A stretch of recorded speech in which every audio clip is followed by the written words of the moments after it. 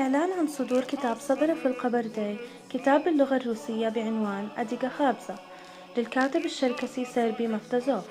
يتحدث عن العادات والتقاليد القديمة عند الشراكسة، وقد قمت بترجمته إلى اللغة الإنجليزية، مؤمنا أنه يجب أن يكون في بيت كل شركسي.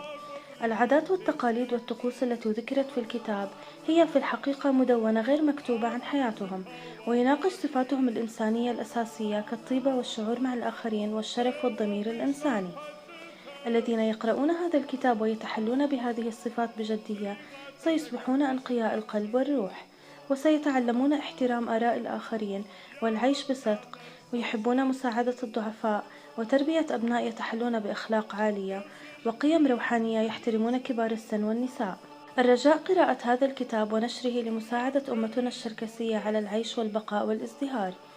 يمكنكم طلب الكتاب على العنوان الإلكتروني التالي، علما بأن ثمن النسخة العادية 25 دولارا أمريكيا، والنسخة المجلدة 35 دولارا.